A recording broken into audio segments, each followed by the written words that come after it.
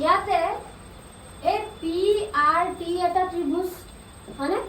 আৰু এই S T Q বা এস কিউ টি এইটো এটা ত্ৰিভুজ হয় না দুটা ত্ৰিভুজ হৈ আছে এতিয়া আমাক দি থৈছে যে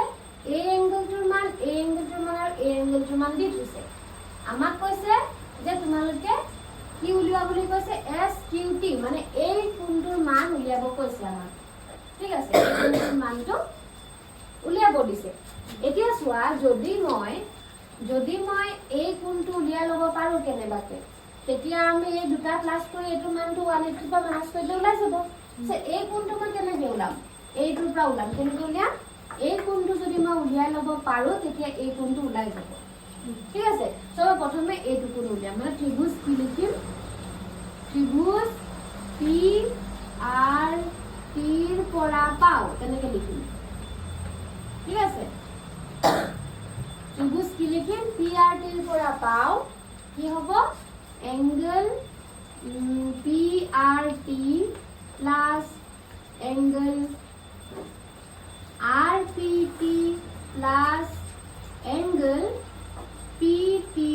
আর ইকুয়াল কিমান হ'ব 180 ডিগ্ৰী কাৰণ আমি জানো যে ত্ৰিভুজৰ তিনটা কোণৰ মান কিমান হয় 180 ডিগ্ৰী এতিয়া আমি এই জায়গাটো মানকিটা পাতি দিম পি আৰ টিৰ মানটো কিমান 40 ডিগ্ৰী পাতি দিলো 40 ডিগ্ৰী প্লাস আৰ পি টিৰ মানটো কিমান 95 ডিগ্ৰী পাতি দিলো 95 degree plus angle P T R equal 180 degree এতিয়া এঙ্গেল পি টি আৰ টো মই ৰাখি দিলো ইয়াতে 180 ডিগ্ৰীৰ পৰা কি কৰিম এইটা প্লাস কৰি মাইনাস কৰিম সো এইটা যদি মই প্লাস কৰো কি হ'ব 5 5 ৰ শূন্য হেৰি যোগ কৰিলে 5 আহিব 9 4 হৈ যাব কিমান 9 লগত 4 যোগ কৰিলে কিমান হ'ব 13 13 নে 14 শিওৰ 13 মানে 135 ডিগ্ৰী হ'ব না এতিয়া এটো মাইনাস কৰি দিয়া